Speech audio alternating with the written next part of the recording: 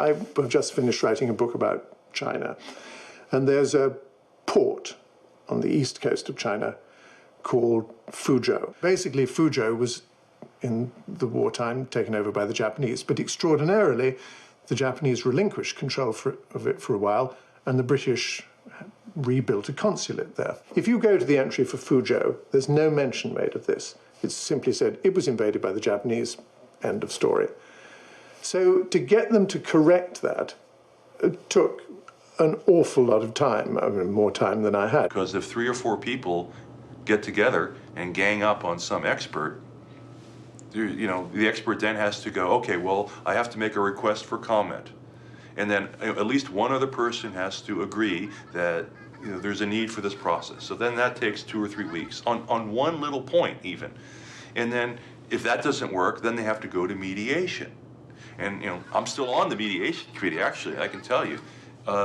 It doesn't work well. In the end, I was exasperated and said, all right, well, they can just, you know, so fine. So it remains wrong. There is no editorial board at Wikipedia that can go in and rescue this expert from the onslaught of the hordes. There are certain people who make it their life's work to know stuff. It's ridiculous to not give them some, at least modest role in projects that document knowledge.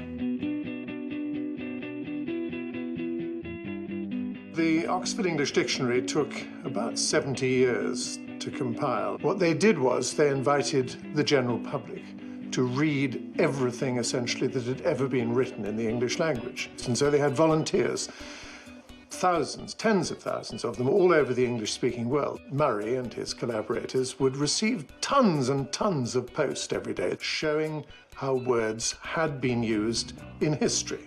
And they formed the basis of the Oxford English Dictionary. So it was an astonishingly democratic process. It was a bit like the general public, or the general English-speaking public, holding a great mirror up to itself and saying, this is how we speak, this is what we speak, this is what our language is.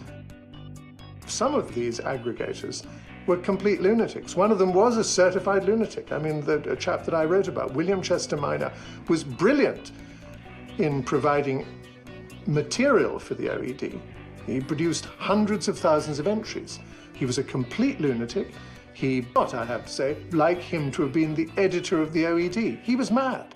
A lot of people who have this obsessive interest in facts are really strange people. The comparison of the OED, which invited everybody in the world to submit words and citations, with Wikipedia is a good one. The major difference is that there are no experts at the top at Wikipedia saying, well, this is a word that's very common, and this is a word that's not so common. So I would wish for the ways of the OED, where there is a wise body of people of enormous wisdom and knowledge who act ultimately as arbiters of what goes in. Now that I know, wise people are often old white men, and I know we want to get away from the opinions and thoughts and prejudices of old white men. I accept that this is a problem. But nonetheless, sometimes when I, as a researcher, am looking for things, I long for such people and wish the mob, and one should never trust the mob would just bite its tongue, keep quiet, and let an editor interpose him or herself and turn fuzziness into clarity.